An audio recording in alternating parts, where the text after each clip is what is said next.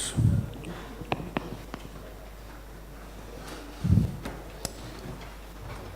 Okay, so hi.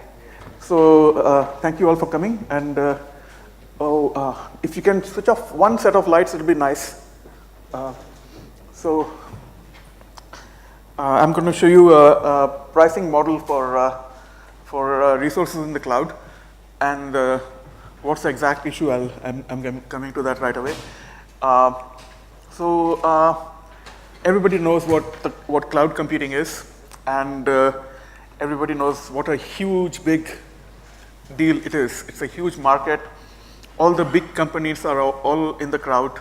All of their computing resources are in the cloud, and are rented in the cloud, or they have their own resources in the cloud. And just about every startup wants to be in the cloud. Okay, and according to Forbes, in 2016, this is the fastest growing market on the internet. It'll even dwarf the AdWords market that I had talked about on Monday. Okay, and as I said on Monday, there's a huge phenomena here of markets on the internet, and these markets are based on very different economic principles than traditional marketplaces, precisely because there is so much computational power available. So you can make things easier, better, faster, more efficient. And so let's see how we can do that for cloud computing, and what are some issues that we can tackle using all the computational power available. So here's the setup we have. There's a provider, Amazon, which is one of the biggest cloud providers, resources providers in the cloud. And there's this small startup, X, which is a customer of Amazon. And the profits of X are neither steady nor predictable. They're highly fluctuating. And so if X gets a string of losses, which is some probabilistic event of non-zero probability, then it can just go bankrupt, which is very bad for X, but it's also bad for Amazon, because Amazon just lost a customer. Okay, and Amazon would like X to be around and successful all the time. So let's see what Amazon can do. And the pricing question that we have at hand, obviously, is the following. Can Amazon minimize the risk of X going under without decreasing its own expected returns? Right? It doesn't obviously want to provide free money to X. So it wants its own expected returns to be steady, same as ever before. Okay, so here's a very simple example that will illustrate the idea behind our work. It's so simple that I'm almost wondering whether maybe it's really high school math, and you probably know this already. Okay, but anyway, let me just remind you of such a thing. So let's say there are two entities, A and B. A provides a coin toss service, and A is kind of big. It has many customers of this kind who want this coin toss service. And B is one of the customers, and B pays to A $1 per coin toss. Okay, and B earns from outside $3 for each heads that comes up, and no money for each tails, right? So the net profit of B is $2 for a head, because $3 from outside come in, $1 is being charged here, and for tail, obviously, the net profit of B will be minus $1. Okay, so the average profit of B per coin toss, it's a fair coin, is $0.50 per coin toss, average, right? So on the average, it's doing well, but there could be a string of tails that could result in B losing all of its capital and going bankrupt. So what can we do to fix this? So here's a very easy fix, a slightly different pricing scheme, under which we charge to B $2 for the heads instead of $1 for head or tail, and $0 for tails.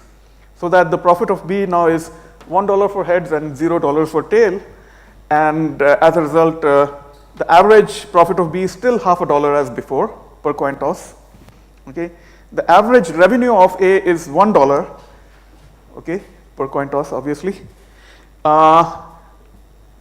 B will never go under because his profit is never negative. And the only small change that happens is that instead of A being guaranteed $1 per coin toss, A is now guaranteed average revenue of $1 per coin toss. But A is big and it has lots of Bs. Okay, so because everything averages out for A, it hardly feels this change. On the other hand, it makes B survive for a very, very long time. At least from this viewpoint, B is not gonna go under. Okay, so let's play the same game in a more realistic situation, and it's not very difficult either. So here, suppose we have D different resources in the cloud that Amazon provides, rents, and let S be the range of resources that X can rent. It's some subset of R to the D. And now we define a bunch of functions from this range S to the non-negative reals. So R is the revenue accrued by X, the company X, the small startup. And this X provides to Amazon truthfully. And I'm putting that question mark because I have to prove to you that the incentive compatibility holds.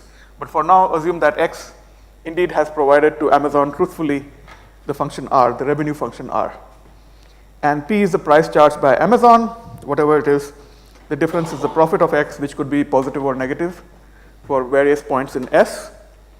And let's say that F is the probability density function of resources rented by X, which both know because they can see, the last year's rentals of X, and so they know on average what X rents from the range of resources and how often. Okay, so that's the setup. Okay, very simple. And what we're going to give us is a smart pricing function with gamma from the range to non-negative reals that satisfies the fact that it should be fair so that the total expected money charged by Amazon is the same under P as under gamma. P being the original price function and gamma is this smart pricing function. We shouldn't be paying X for renting resources, right? The price should be non-negative, right? It doesn't make sense that we are paying X some money and also renting it resources. Amazon would never do that.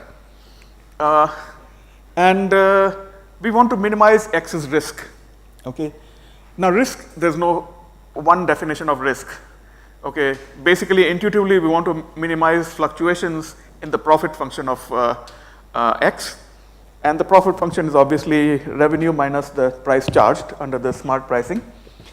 So in what sense are we going to minimize fluctuations? Well, in a fairly stringent sense, which is the following.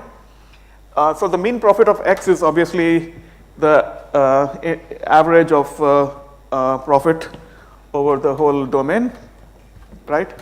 Multiplied by probability density function, obviously.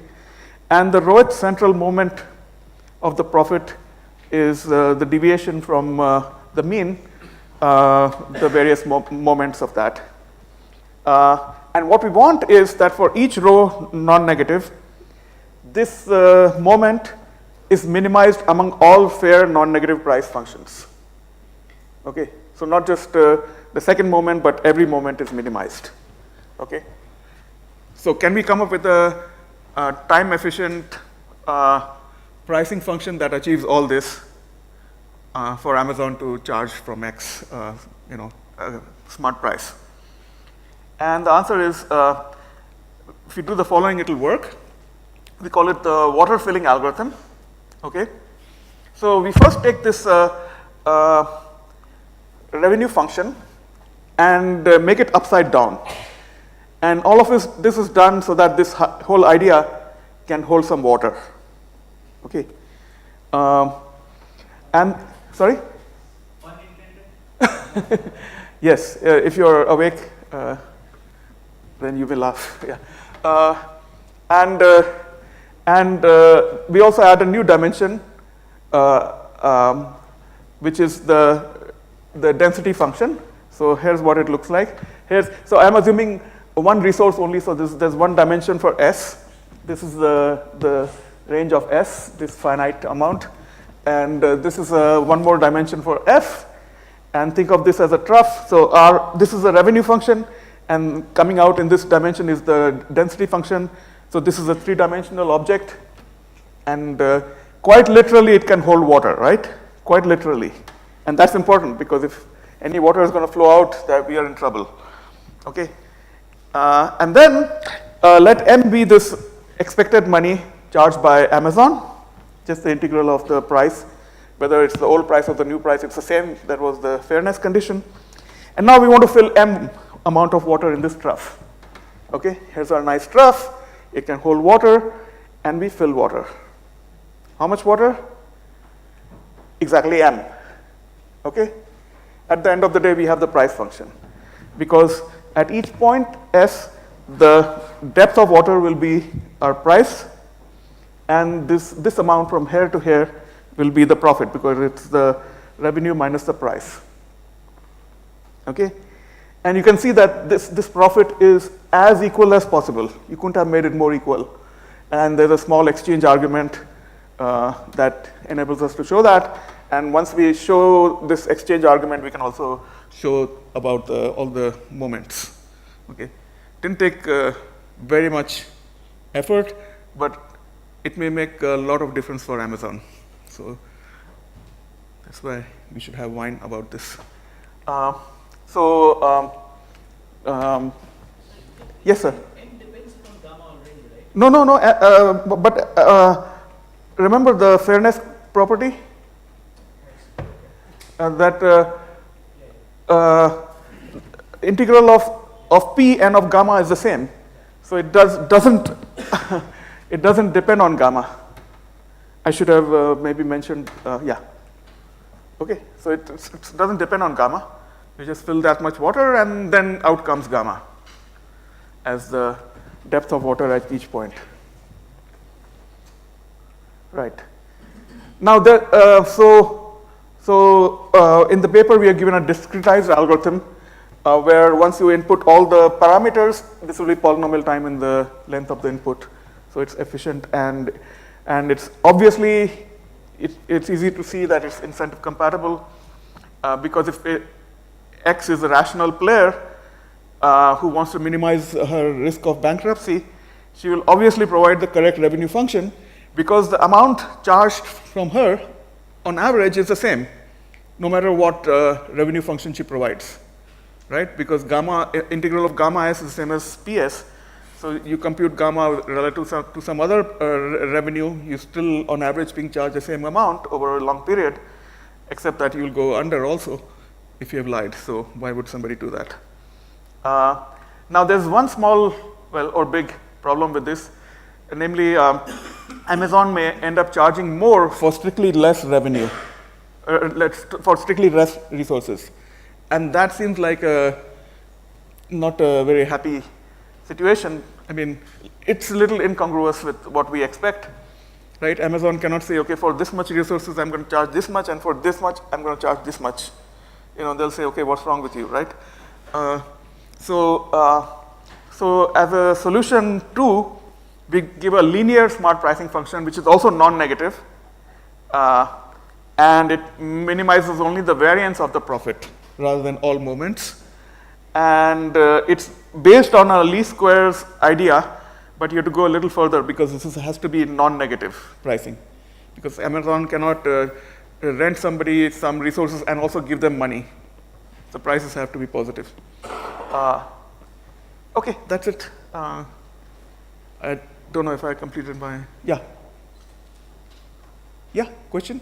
Oh, sorry. Yeah, I have a question. Yes, sir. So they not only have to reveal the revenue function, but they also have to reveal the outcome every time. Outcome? Like there's some outcome that happens, the value of the S. Value of S, no. So like for example, coin for example, they have to reveal whether the coin was happened or not. Oh, that's the revenue function. So there are two components, whether what happened and how much revenue they make out of it, isn't it? In the coin toss example, there's the same thing. If I tell you I earned $3, it means that it came up heads. Ah, I see.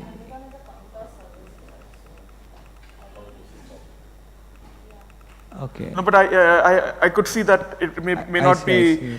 You want to think of a more general situation, but then again, whether you give the revenue or the outcome in this coin toss business, they are exactly correlated. One is a function of the other. And then the other thing is, this might be proprietary information, so they may not give the revenue. Want to. That's exactly the point. But no. But they may be afraid that tomorrow Amazon will become a competitor and use all this data to get into the business. So I'm sure there's something called confidentiality in many of these contracts. So I don't know how much is maintained, but if it's good for both all the people, why won't they? And if Amazon starts revealing it, they'll go over to Microsoft, right? Better for you. Okay. Anything else? So yeah, lots of time. Oh yeah, one more question. Is there an upper bound to how much the algorithm will ever charge at any given step? So is it ever the case that the algorithm might charge more than the revenue that you made in this step? Not if the net profit is positive, average profit is positive, then clearly the water is less than the integral of the water. The integral of R is bigger than the total water that you're going to put in. So how can this water go above this level? The total water is less than the integral of this curve, because you have a average, on average you're making a profit. So it will never charge more. It can never charge more than the revenue. Always the revenue is this much and the amount charged is this much. Okay, thank you. Yeah, sorry, one more question. Hi. I was wondering if you think this sort of mechanism can work in a principal agent sort of setting where the revenue is unknown, but there is some way to augment this model a little bit to affiliate, to align the interest of the service provider and the startup. I'm not sure I understand. So Maybe we take it offline. offline. Yes. Yeah. Thank you. Thank you so much.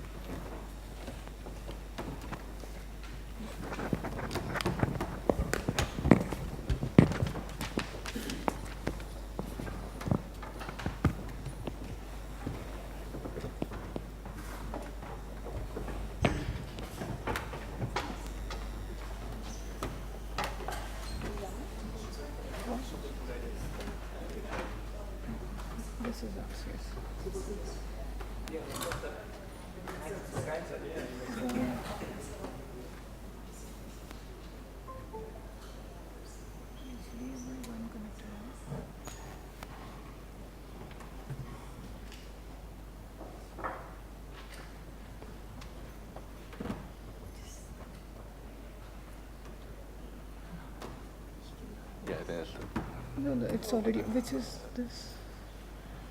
No. This Yeah, one? this one, yes.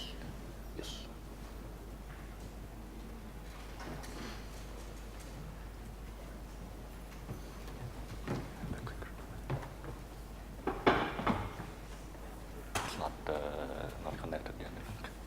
Oh. Right. So for the second talk, Warut is going to tell us about simple pricing scheme for the cloud. Okay, thanks.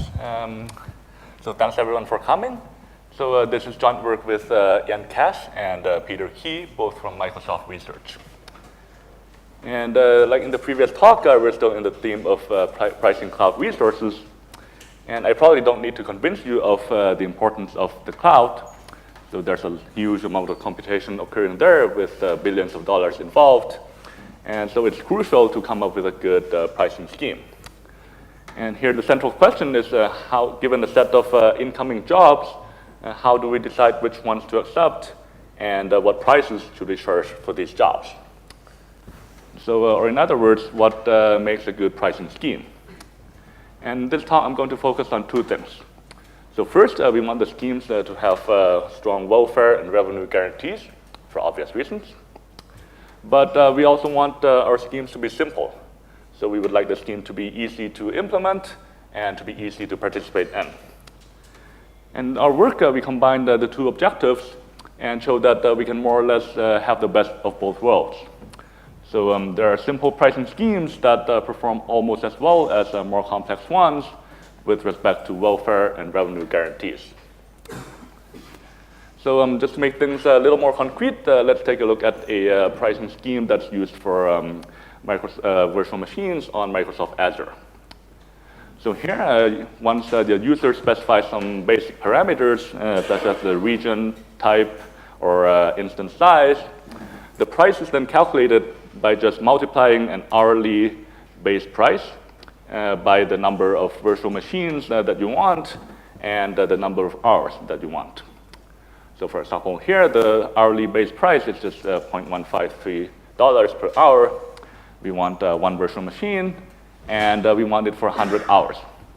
And so the final price is just $15.3. So you can see that this is a very simple pricing scheme, very easy to understand. On the other hand, you can imagine that there could be a more complex pricing scheme that specifies the price for each number of hours that you want. And so the question that we study can be phrased in this setting as follows. Right, so how much more welfare or revenue could be created if instead of this simple multiplication formula, we were to use a complex table that specifies the price for each number of hours? And what we show for this setting is that this simple multiplication formula already achieves at least 50% approximation with respect to welfare or revenue. And so that's the setting with a single server. So we also consider an extension where there are multiple servers. So these servers could receive different kinds of jobs, for example, because they are located in different parts of the world. And here what we show is that setting a single price for this group of servers, even though they receive different kinds of jobs, can still provide a reasonable welfare or revenue approximation compared to setting different prices for different servers. And okay, so before going on to our results, let me mention some related work. So there's been a lot of recent work that focused on designing online scheduling mechanisms with good welfare guarantees and incentive properties. So let me just mention a couple of them. So Azar et al. Showed that there's a truthful mechanism that achieves a constant fraction of the optimal welfare, but assuming that you allow slackness. So the mechanism could delay commitment to your job. It doesn't tell you immediately whether your job is accepted or not. And it also allows preemption. So your job could be preempted and then resumed later.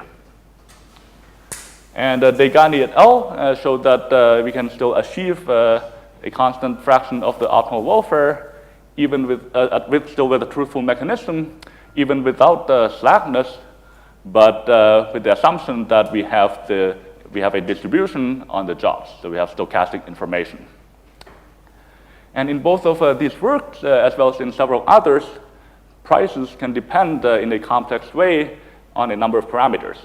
So typically including job length, arrival time, deadline, and value, as well as on the current state of the system. And a weakness of these schemes is that they require these parameters to be known upfront in order for the approximation guarantees to hold.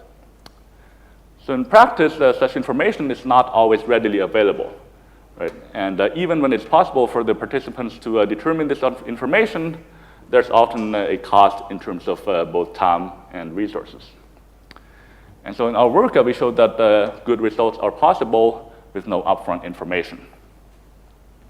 And our work falls into a broader area of the design and analysis of posted price mechanisms, so or more generally of simple mechanisms, And there's a rich, very rich literature in this area as well. All right, so moving on to our results.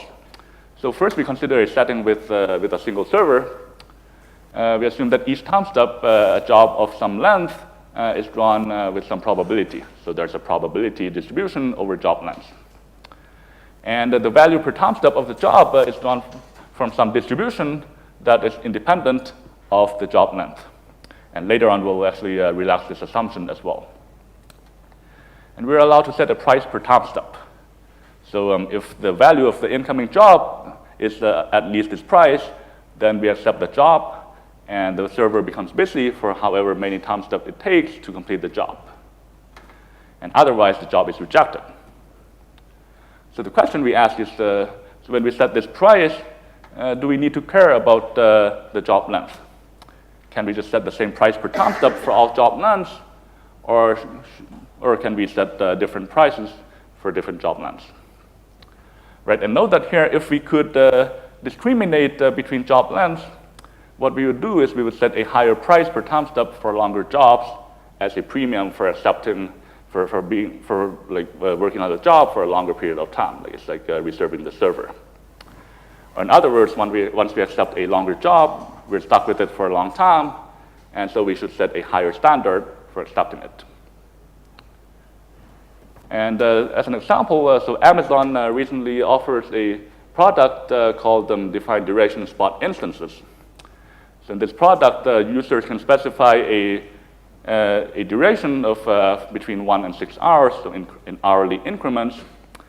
And so unlike with spot pricing, unlike with usual spot pricing, with the usual spot pricing, it's possible that your job could be terminated if the spot price gets above the price that you set.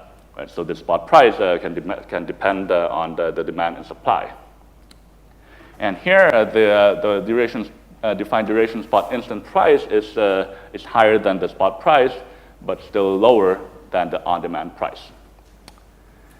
And so here you can see from the screenshot that as we increase the number of hours, the price per time step also increases. So for example, this one from $0.142 per hour to $0.157. Okay, so as I mentioned, our main result in the single server setting is that setting the same price per time step for all job lengths gets you at least 50% of the optimal welfare or revenue that can be achieved by setting an individual price for each job length. And we can actually say more than that. So what is also true is that this single price can be chosen from one of the discriminatory prices.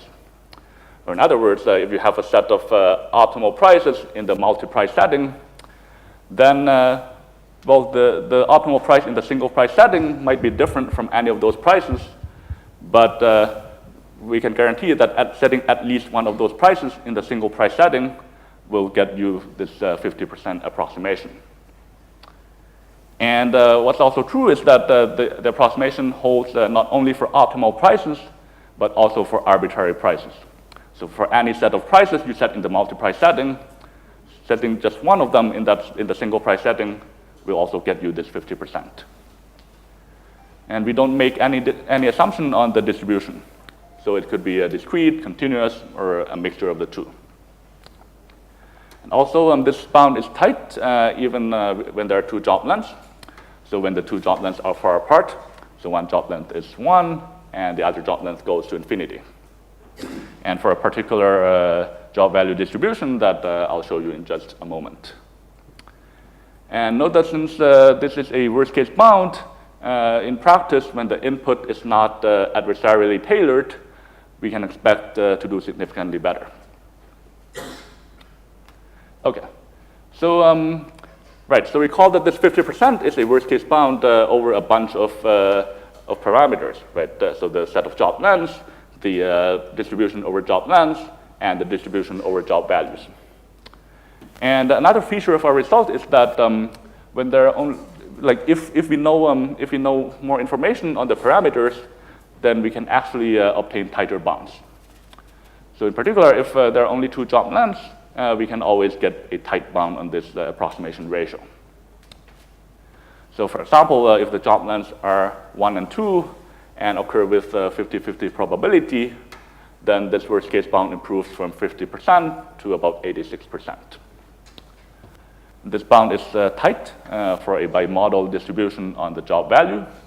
So where the value is either low with high probability or high with low probability. So this is the picture of the distribution where the bound is tight. So we have on the x-axis job value, the y-axis the probability, and here we have low value with high probability and high value with low probability. Right, and so intuitively what we want to do is we want to accept all short jobs, but only long jobs of high value. And we can only do that if we are allowed to discriminate between job lengths. Okay, so right, so far we've been comparing the single price setting to the multi-price setting. But in an extension, we also compare the welfare from setting a single price to a higher benchmark, namely the offline optimal welfare. And here, so what we show is that there exists a price such that setting that price alone will get you at least 50% of the offline optimal welfare.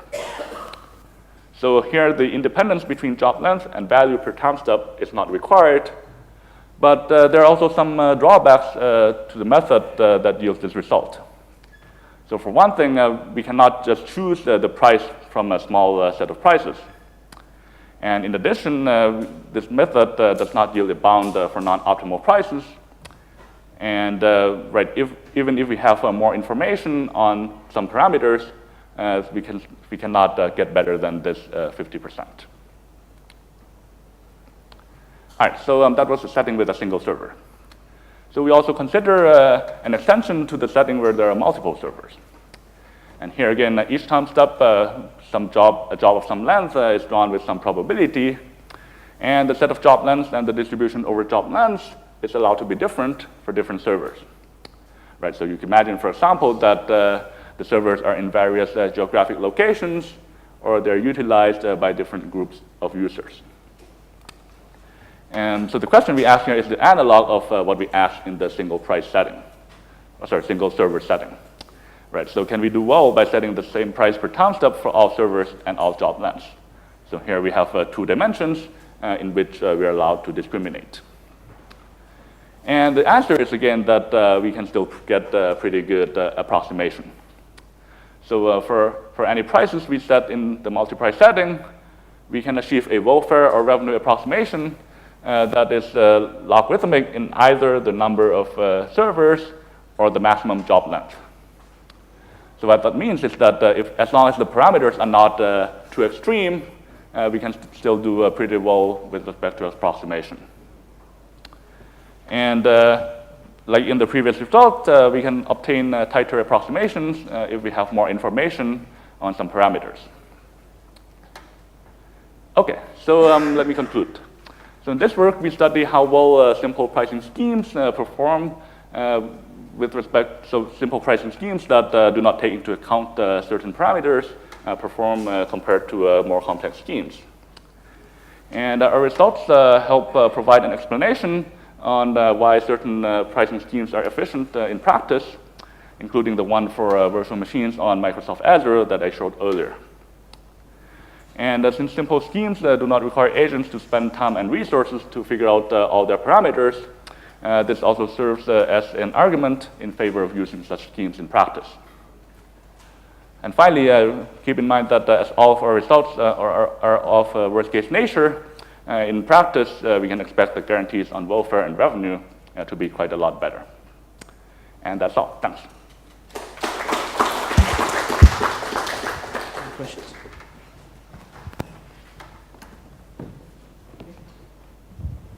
In the cloud computing setting, you typically don't have one server, you have hundreds or thousands of servers. Right. It's not the multiple server model that you had, it's multiple copies of identical servers. Mm-hmm. And usually when you have many copies of the same thing, things become easier. So why are you tying your hand behind your back and only assuming one server?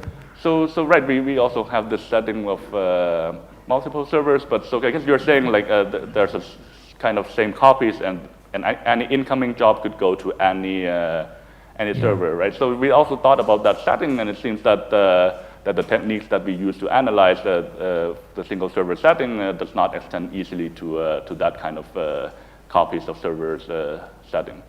So you're saying even your half doesn't hold in that setting? At least it's not clear, I think. I see. Can you explain why? Because usually it becomes easier when you have many copies. So it becomes like from integral to fractional in some sense. So I'm surprised why it is, you seem to indicate that it is harder. Right. So yeah, I think what's it the might intuition? depend on the kind of techniques that we use. So we showed that right, the single price can be chosen from one of the discriminatory prices, and yeah, I'm not sure if this techniques would also extend to the kind of setting that you describe. But yeah, I mean, we can take this offline if. Okay. So let's just take other questions offline, just to keep on track. So let's thank the speaker once again. Okay, thank you.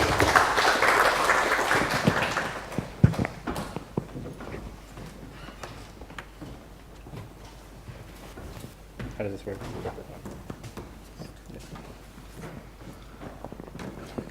Thanks. What do I do with this? Do you put it on the... Hello?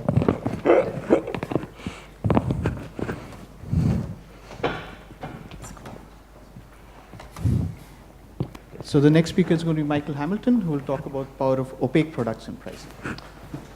Okay, thanks. Hi, I'm Michael Hamilton. This is going to be called The Power of Opaque Products in Pricing. It's to work with my advisor, Adam Elmachtoub. We're from Columbia, OR. Okay, so I guess the first thing we're going to do is define what an opaque product is. People haven't heard of it before.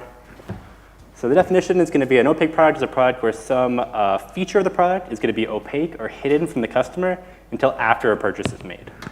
So I have a screen grab from like the canonical example of an opaque product. This is hotwire.com. It's a way to book hotel rooms. The way hotwire.com works is like you come in as a customer with an idea of where you want to stay and the kind of notion of the quality of the hotel room you want to get. And Hotwire will sell you just a generic hotel room that fits your parameters, right? But they won't tell you exactly the hotel that they give you. So what's kind of opaque? So for example, they'll give you a hotel from like the Sheraton, Hyatt, Omni, or like some kind of high quality hotel that's in your area, but they don't tell you what it is until after the purchase is made. And what you get in exchange for giving up exact knowledge of the hotel room is a fairly substantial discount, right? Down from like $121 to $77, right? Probably a more pertinent example for this talk is going to be, this is a screen grab from Amazon. I don't know if anyone's like a new parent. This is a fresh food feeder. The idea is like, if you have a kid, you like take something juicy and you put it inside of a mesh, and then you can like give it to your child to suck the nutrients out of. It's like it's a fun toy on Amazon. You can get it for $11. It comes in 2 different colors, green and orange. Why I'm highlighting this particular product is Amazon also sells a third option. So they sell it as green, yellow, or colors may vary. Right? So in the colors may vary option, if you surrender exact knowledge of the color of your like baby's food feeder, you get a pretty substantial discount, about $4 off. Right? We're going to do one more example of an opaque product, and then we'll get into the model, and we'll talk about results. All right, this is a site called Eurowings. It's a European airline ticket booking service. The idea here is if you want to book a holiday flight to some region in Europe, but you don't really care which, you can get a cheap ticket from your destination to one of 7, luxurious cities, right? Barcelona, Berlin, Lisbon, whatever. And the base price for kind of buying one of these like opaque plane tickets where the opacity is in the destination of the ticket is like $66. What's kind of interesting about this example is they'll also let you exclude items from the set of possible outcomes of your ticket. So if you don't like Berlin, Lisbon, or Stockholm, you can remove them from the opaque set in exchange for paying a little bit more, right? And one thing I want to note about this particular example is they're doing something kind of really clever here. The number of possible plane tickets you can buy here is kind of growing combinatorially, right? There's like 2 to the 7th power of like possible plane tickets you could buy. But they're not showing you a menu of combinatorially many options. They're kind of embedding them in this really clever way. So I want you to keep this in mind when I talk about my model. One kind of criticism I've received before is the menu is very big. You can be clever with your UI to get a small menu. Okay, so these are kind of the examples to have in your head for what an opaque product is. What this work is going to be about is trying to explain from a price discrimination perspective why people even use opaque products and what you can guarantee about them in a general Bayesian symmetric setting. Along the way, we're also going to kind of highlight instances where opaque products can earn you substantially more revenue, right? Which is kind of a nice list of examples to have in your head if you're trying to pitch an exotic pricing strategy, say to a manager or some boss.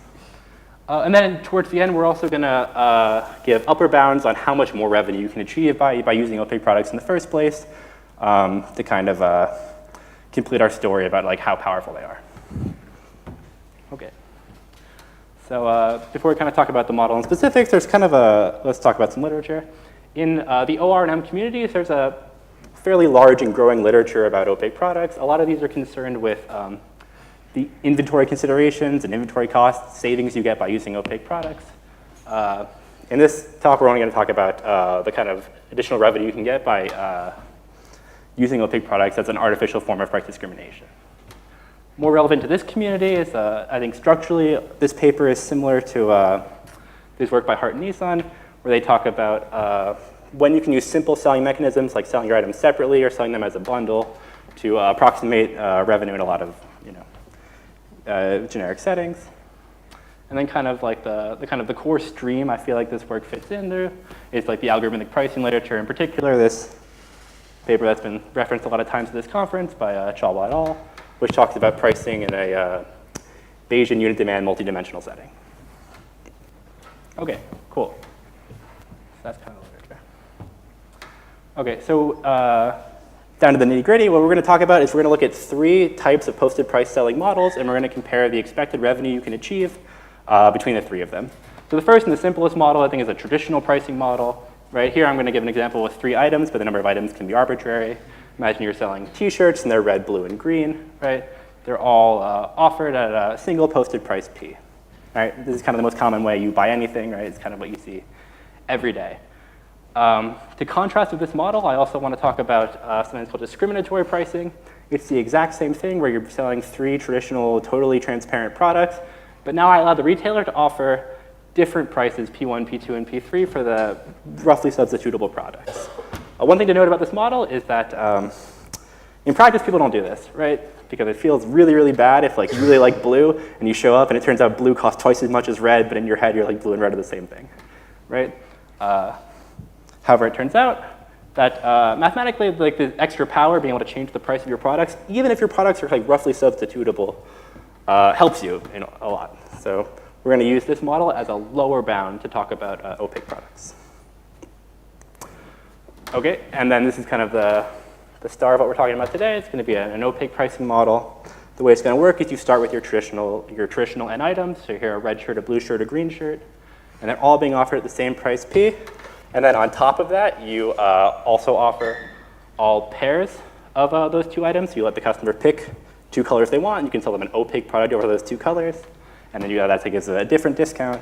And then you give them, the opaque product, which is of all colors, right? So the way the opaque product is going to work is that you basically let the customer choose K of these, their favorite K, and you sell them a product of size K. Okay, so it's kind of the 3 strategies altogether. This is the simplest strategy. This one has stronger revenue guarantees, but it's really unattractive in practice. And this is what we're studying today. So before I go on, I just want to take 1 minute to talk about algorithms for this problem.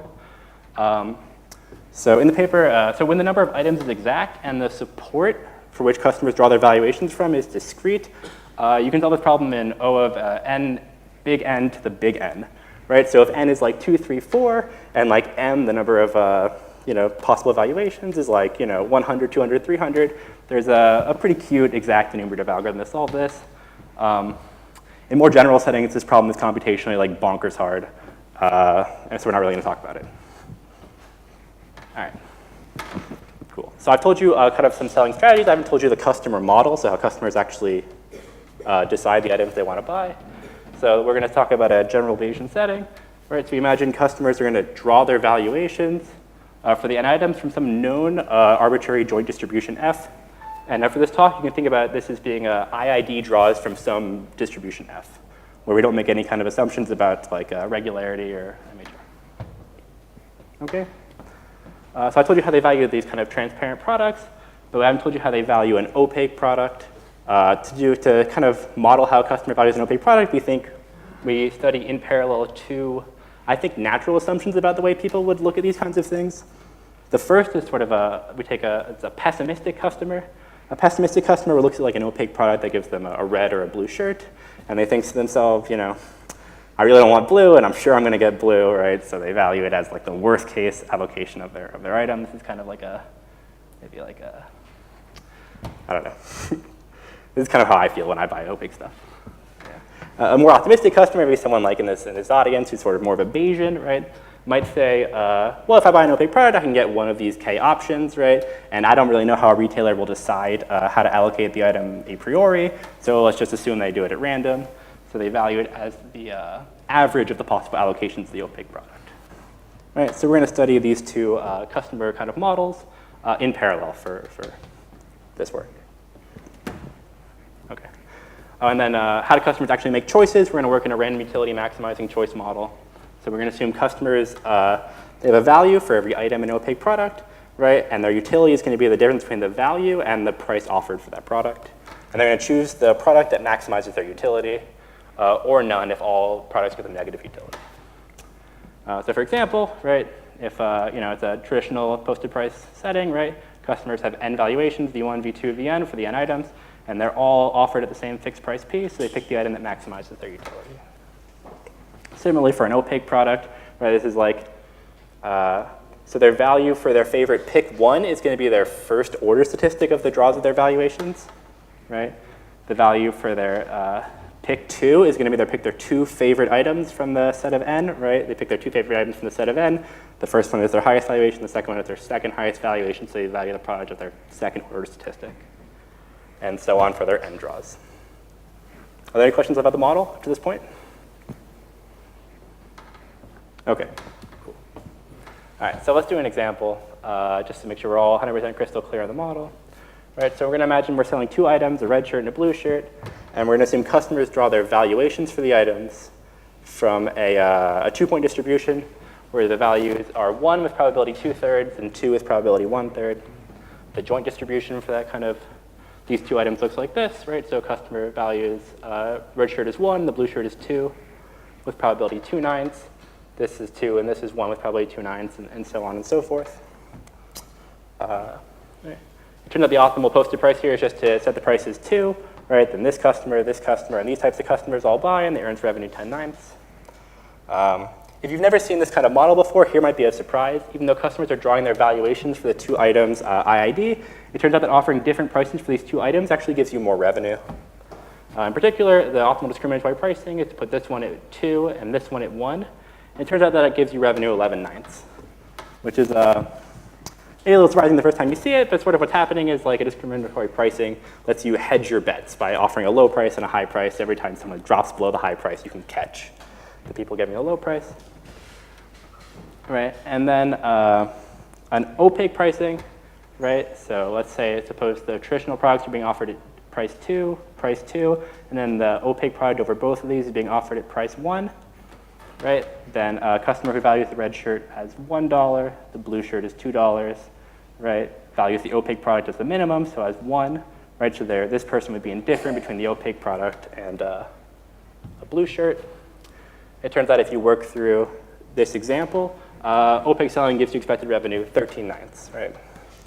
Which is more than discriminatory pricing. Cool. Is the example pretty much clear? Okay, all right, as long as the example's clear.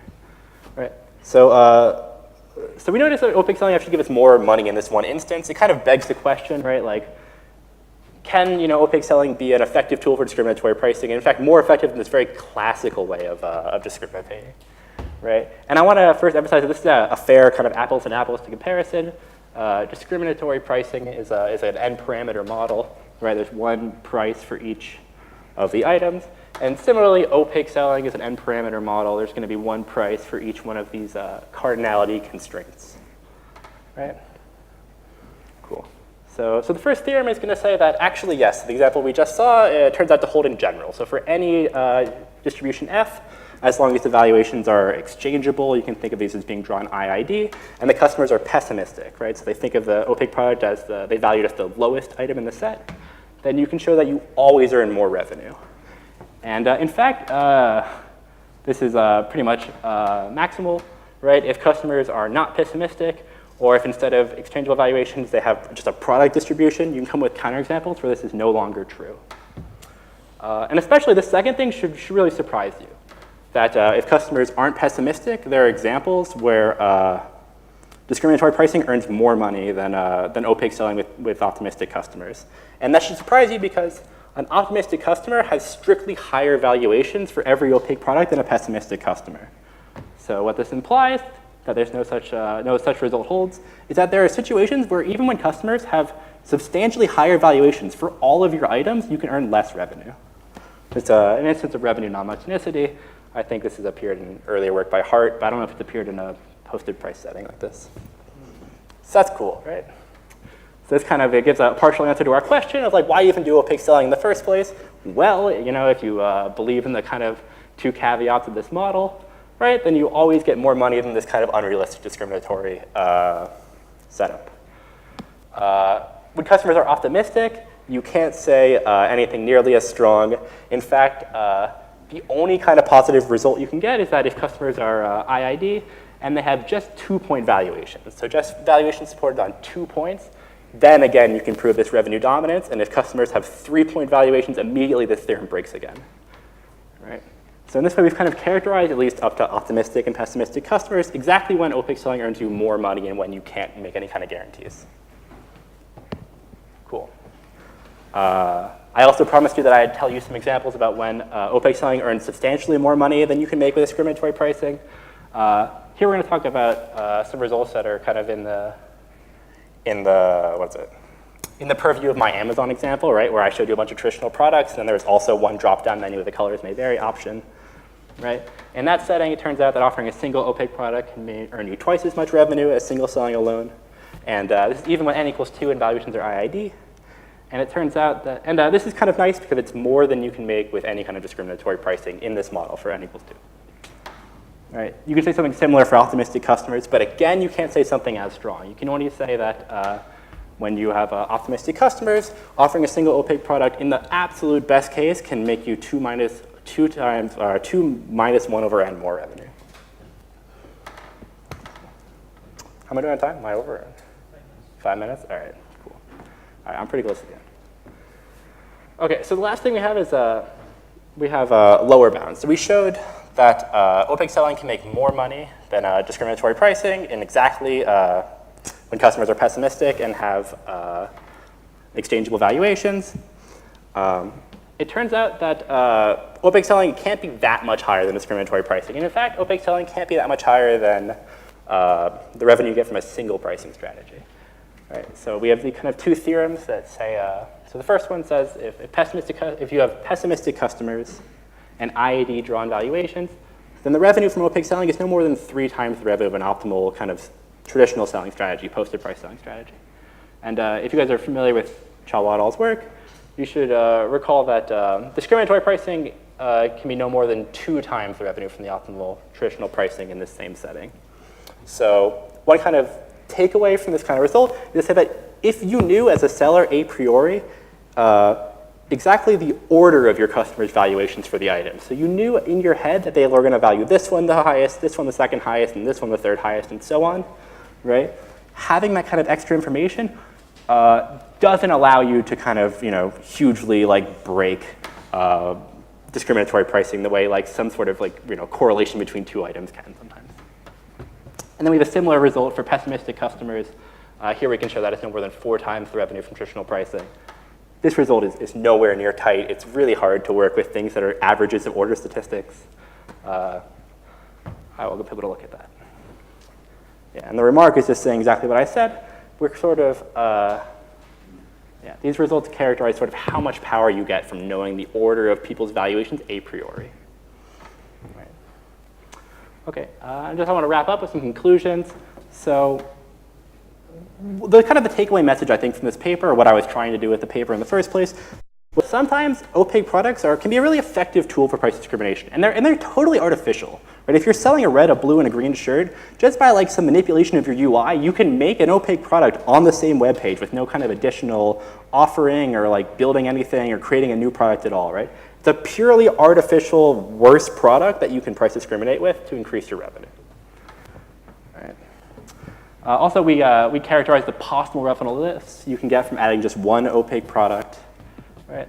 And then some future work is noting that our results are really sensitive to our underlying assumptions about how customers value opaque products. Also our reviewers have mentioned this a lot of times, right? So one future thing is trying to generalize all of our work, kind of get it all together into one model with like some sort of mixing parameter. All right, that's it. Thank you guys for listening. Questions?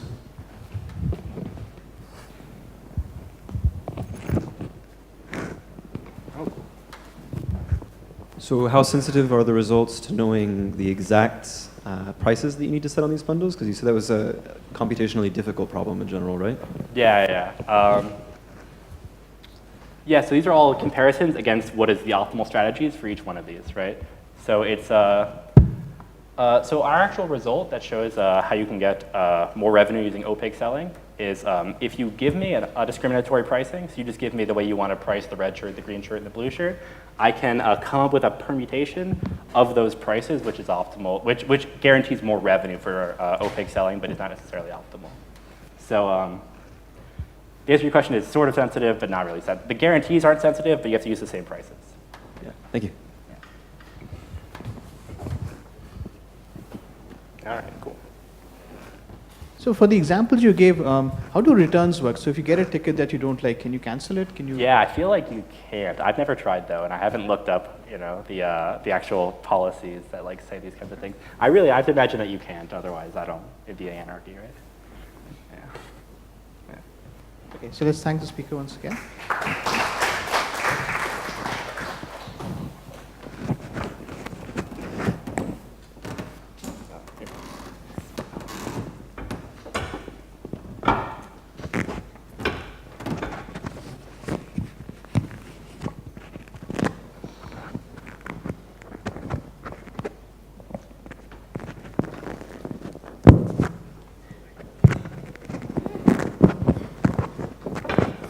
Okay, seems like it's working.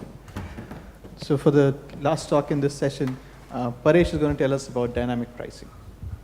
So yes, so just a 10-second brief introduction. So my name is Paresh Nakhe. I am a PhD student at Frankfurt in Goethe University. And this problem is kind of strange because its origins are from actually computing equilibrium in markets. So there has been, if some of you might know, there's been some sizable matter of work which try to compute the equilibrium and try to say, okay, what are the price updates that lead to equilibrium for certain markets?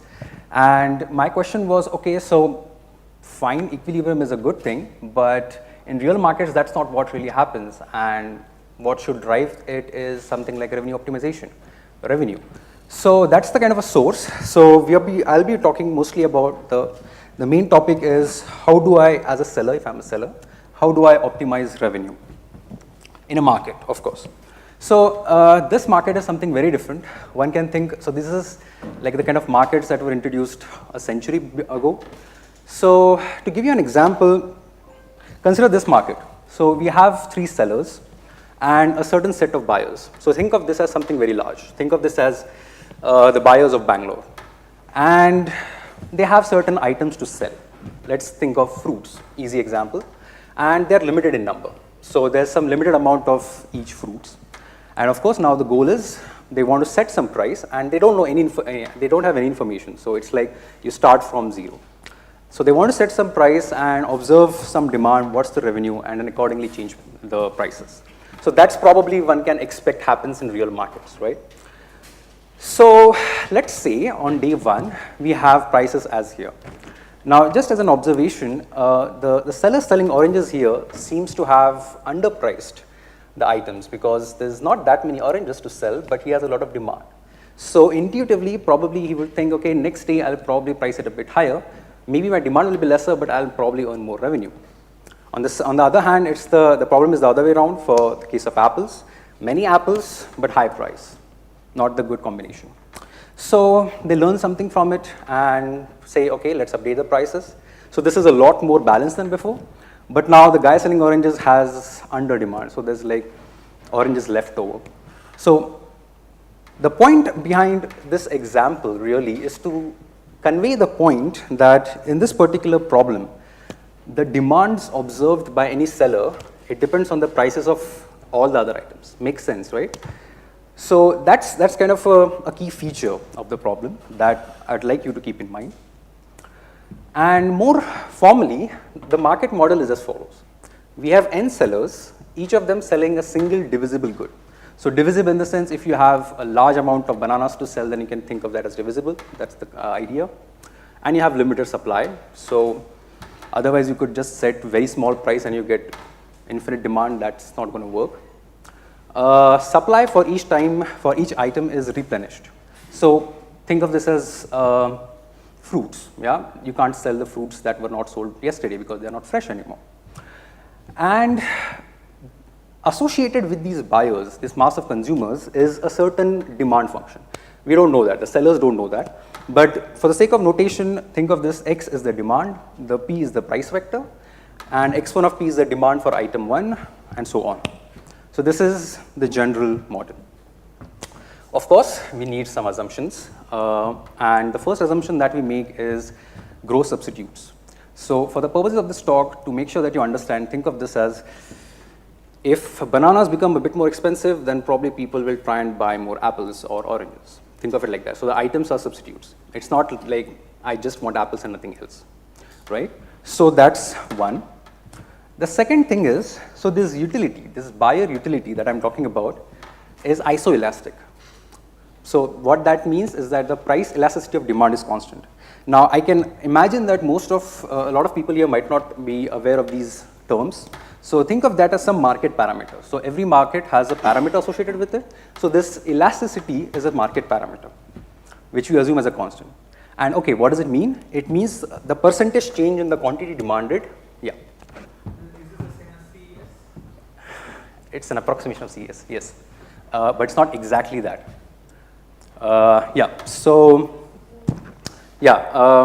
What it means is that how much, if you change price by 1 unit, how much does the quantity change? Well, this is just the definition. And this is an approximation of a CES market. So think of this as, so this is a class of markets that has been studied rather widely in economics and recently in CS. And the goal is to sort of approximate this. The why we approximate this is the reason that I'm not able to solve it if I just assume CES markets. That's why I need an approximation. Okay, so I need to, at this point, I'd like to differentiate what I'm doing with a lot of other stuff out there. So the first thing is, we look at a macroscopic view of a market. There's a lot of work which focuses on, okay, there's a sequence of buyers coming. They make a buying decision, they buy a bundle of goods. And depending on that, the seller tries to learn. This is not what we are doing. So in that sense, it's a sharp departure from the posted price mechanisms that have been studied a lot. And second interesting aspect of this problem is competition. So that is also something that's kind of new in this paper. Okay, so now to frame the seller's problem. By the way, so this is the problem from the perspective of sellers. They don't know what are the buyer preferences. Just an assumption. We don't know if people like apples more than bananas. Second is, we don't know the supplies of competitors. We don't know if it's a big chain of grocery or not. It's just someone. And we don't know how they update their prices. So essentially, point to say is that you come with a clean slate. And the question is, how do I maximize my revenue? More specifically, I'm going to talk about regret. So this expression here is the regret, where the RIT corresponds to the revenue of item I in time round T. And the PI star is some optimal price in hindsight. So if the seller would have chosen this one single price, then that would have been the best single fixed strategy. Okay, so now that I mentioned regret, it's kind of clear that my approach is based on a regret minimization based learning algorithm. So that's the approach that I'm taking here. So I'll take a short detour here to talk about some very interesting result. So in NIPS 2015, Sirkakanis and others, they had a result which said that, so this is for general game, if each player in a game uses a certain specialized algorithm, I'll talk about what is specialized a bit later, then the individual player's regret converges to 0 at some fast rate. And why is this a big deal? Because normally it's like t to the power minus half. So this is much better because this is not the worst case we are talking about, but kind of slightly less worst case than that. So yeah, what does it specialized mean? So for the purposes, for some time, I'm just going to say some black box property. We don't need to know that to understand this, what I'm going to talk about. So there's some property that is satisfied. And it's not just some magical property, it is also satisfied by some algorithms. So specifically some of these recent algorithms, they satisfied. Okay, and on top of it, we kind of expect the objective function to be regular in some sense. So what I mean that by regular is that, by the way, this is sort of a standard assumption in most papers, is that your objective function is concave. So I'm looking at a concave function, so concave in your own strategy. And it's smooth, essentially. The gradient is Lipschitz continuous. And interesting, yeah, okay. I think that's enough for now. Okay, now let's look at what we are doing. What does our my objective look like here? So the objective is revenue. That is for seller I, let's say from a seller I's perspective, the price of the item times the amount of stuff sold, right? So that is minimum of what the demand and the supply. And it looks something like this, which is not exactly a nice shape to work with. At least I don't know how I could work with this. So I thought, okay, why not just try something different? So then I noticed that, okay, you could instead work with log revenue because then it has a nicer shape. By the way, so this shape is conditioned on our assumptions, just to be clear. So we need our assumptions to make sure that the shape is true. And the advantage of this shape is that, okay, I know the gradient pretty much. So this E term here is what I meant by that isoelastic stuff. So this is a constant. We don't know it, but we know an upper bound on E. That suffices. And another point to notice is that, okay, the revenue is optimized when the demand is exactly equal to supply. That's a really cool property to have. So in that sense, if I'm a seller, my goal is clear. I want to make sure that my demand matches my supply. Okay, so just to recap what we just looked at in the last 5 minutes or so, we have a log revenue objective. It looks nice, has a nicer shape. And we know that there exists a nice algorithm which satisfying certain properties, which gives a good regret bound. I think you can imagine now what's the idea. The idea is to somehow you put these together and give some kind of a regret bound. So that's the idea. Okay, the first problem is, if I want to go about doing this, is that this is not regular in the first place. So, well, I directly can't use the existing analysis and algorithms. So to work around this, we use a simple trick. We say, okay, let's construct a smooth curve. So the smooth curve is parameterized by xi. That's some threshold demand, which essentially decides where does it start. We can control that. And we also know what the gradient looks like. So on the left side, it's 1. On the right side of xi, it's also 1 minus e. And in between, it's some kind of a linear transformation between the two. Basic stuff. So by doing this, I'm able to say, okay, that this objective is now regular. Although it's sort of, it's not really complicated, but it's also not straightforward. So this is the first part of proving stuff. So, okay, so now we can apply the analysis based on this RVU property, something black box essentially. But it's not completely done yet. And I guess you can imagine why. There's a gap. The optimal price of the smooth revenue curve is not the same as the optimal price of the actual revenue curve. and there's going to be a certain gap which we need to bound. Well, that's the second lemma, which we say, okay, that this is, so Ri tilde is the log revenue curve, and that Sm is the smooth revenue curve, and we say it's bounded by something. Let's not get into what the delta R and R are. It's something small, and I have a handle on it. Okay, so now I can combine the two, and I can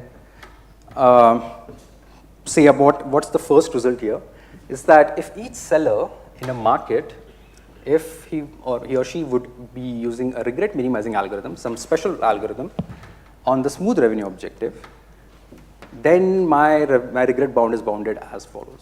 So this is not exactly a regret bound, by the way. So if you remember, Tim was yesterday talking about the alpha regret, it's something like that. So it's not the, it's slightly weaker guarantee than a normal regret bound. Oh, by the way, so Pi star star here is the optimal price with respect to the log revenue objective. So, okay, but what does it exactly mean? We can look at empirical behavior to get a feeling for what it does. So the green line here is the complicated algorithm, the optimistic mirror descent, and the pink line here is essentially online gradient descent. And the reason we see is that, okay, this complicated algorithm rather converges fast, and intuitively that should be the case because we are working with smooth gradients, right? So in the case of online gradient descent, you have, it's not smooth, so you kind of keep switching between the right and the left side of the optimal point, and that's why you see this behavior. So kind of a key message or something that we can say about markets for these class of markets is that if all sellers in a market give up a small fraction of their revenue, then the convergence to approximately optimal prices is fast. I feel it's kind of an interesting observation that, okay, being greedy is not the optimal thing to do in a market. Okay, so to summarize, by the way, so for the matter of, for purposes of clean representation and to not confuse people, I'm focusing on the single central topic of the paper. There's other things which I feel might just confuse people, so I'm just leaving that out completely. And okay, so what did we see in this? Is that revenue optimization is possible in the presence of these strategic sellers. I mean, possible in the sense better than the worst case regret minimization, like standard algorithms. Second is that, okay, by doing what we are doing, we achieve a fast convergence to these approximately optimal prices in static market. And the thing that I didn't talk about was the dynamic regret bound. So in the second half of the paper, we focus on the dynamic regret guarantee. So in the first part, we said, okay, single best price in hindsight. Now I'm saying choose a sequence of prices, and I'll give you a regret bound on that. And in the process, we realized that, okay, the existing results by Suksompong and others, they can be rather extended without much effort for the case of dynamic regret. So, yeah. And in my opinion, this problem is not yet done because clearly, I mean, I would expect a question like that, okay, you are sort of making some assumptions. And the reason was, okay, I thought, what's the first thing I can do? And how to go about with CES markets requires completely different set of tools, and it's sort of a work in progress. So I hope that maybe next year I might come here again with the part 2 of this. Okay, so that's pretty much all from my side. Thanks a lot. Questions? So in terms of your smoothing argument, yes, that you were able to do it without, I guess, like losing a lot.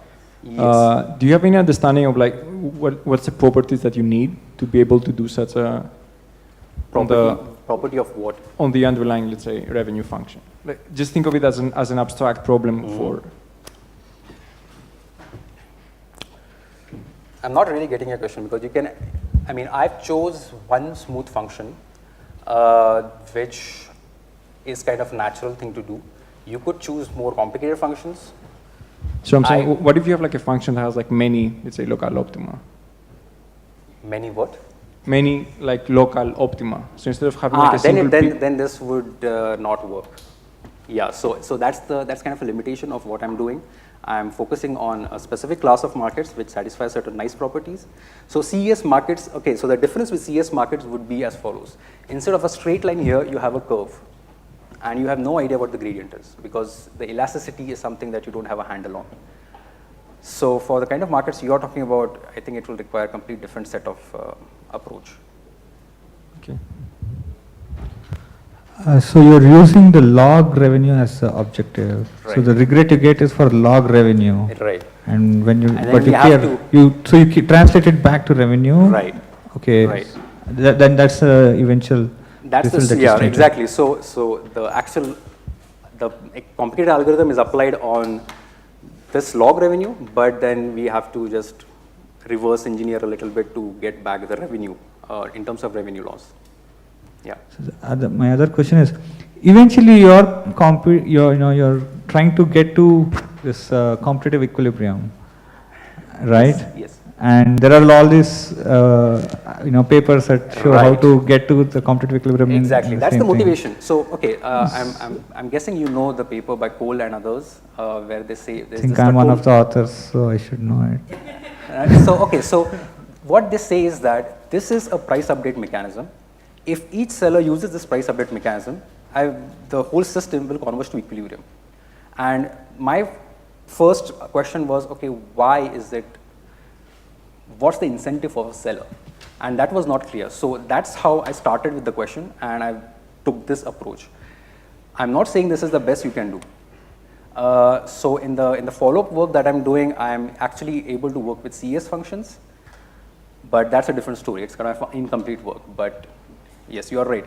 That's the point, that in such kind of markets, essentially at equilibrium, you are maximizing revenue. So that would be the point. But I need to justify why it's happening. So my question was slightly different. So those updates Yeah. are more kind of natural because you don't need to know anything. You just update proportional to the excess demand.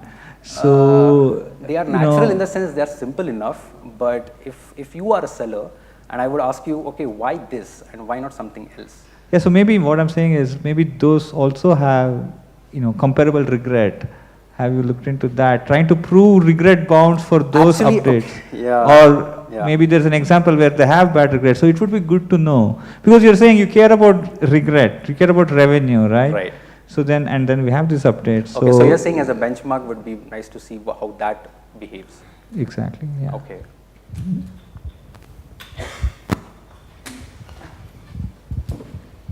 Okay, so let's thank all the speakers once again.